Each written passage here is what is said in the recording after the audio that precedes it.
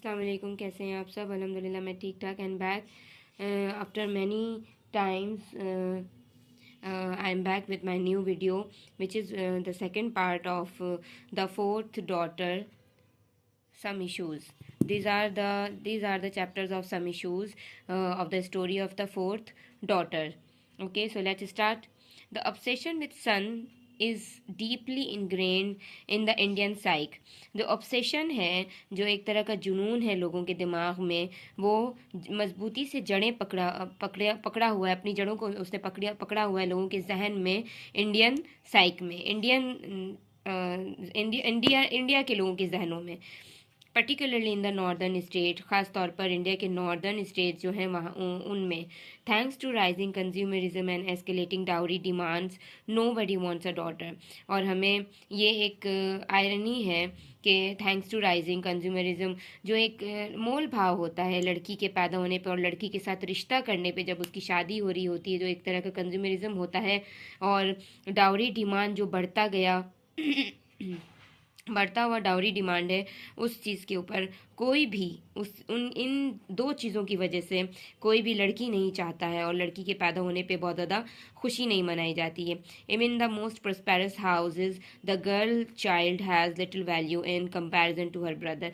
यहाँ तक कि प्रोस्पेरस हाउसेज में भी, जो पैसे वाले मतमूल घराने हैं, उन घरों में भी लड़कियाँ जो हैं वो कम अहमियत रखती हैं अपने भाइयों के बनिस्बत। अपने अगर भाई हैं तो उनकी ज़्यादा वैल्यू होती है, बहनों की नहीं, लड़कियों की नहीं बनिस्बत कंपैरिजन में। Traditionally, the bias towards sons manifested itself in the neglect of girls during infancy and at times in infanticide by smothering or poisoning newborn girls. रवायती तौर पर जो एक तासुब है लड़कों की तरफ, ये मैनिफेस्ट करता है, खुद में लड़कियों को नेगलेक्ट करता है, यहाँ तक कि ड्यूरिंग प्रेगनेंसी, इन्फेंसी के दौरान ही उन्हें ख़त्म कर दिया, इन्फेंटिसाइड कर दिया जाता है, या तो गला घोट के मार दिया जाता है, जहर दे दिया जाता है न्यू बॉर्न चाइल्ड को। इन्फेंटिसाइड का मतलब जब वो अपनी माँ की कोख में ही होती हैं और ये पता चल जाता है कि वो लड़की है,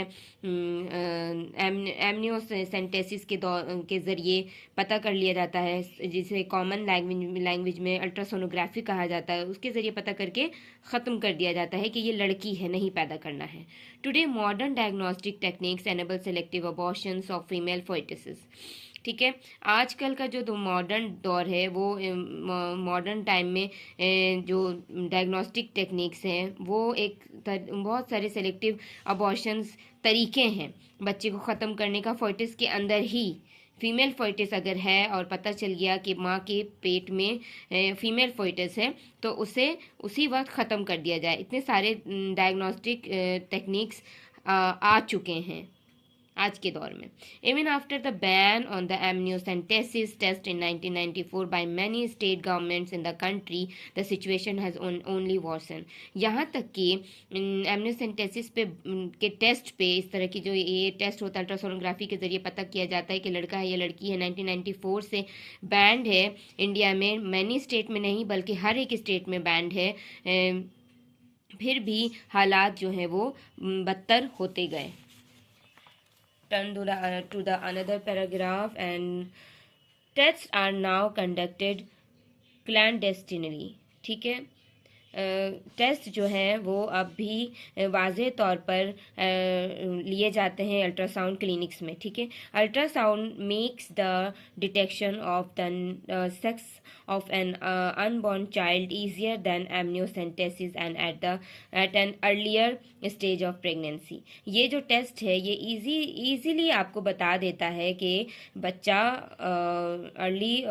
शुरुआत की प्रेगनेंसी के टाइम में बता दिया जाता है कि वो लड़का है या लड़की है। ठीक है, those baby girls who are not aborted have a difficult life ahead. और वो लड़कियां, जो बच्चियां जो उन्हें ख़त्म नहीं किया जाता है, उन्हें मारा नहीं जा सकता है अल्ट्रासाउंड के बाद, वो आगे की ज़िंदगी बहुत ही मुश्किल से हासिल करती हैं। तो मैं ये 2 पैराग्राफ को ही एक्सप्लेन करके यहाँ पे मेरी वीडियो को ख़त्म करूँगी, और बहुत जल्द new paragraph from here I will start. जज़ाकल्लाह।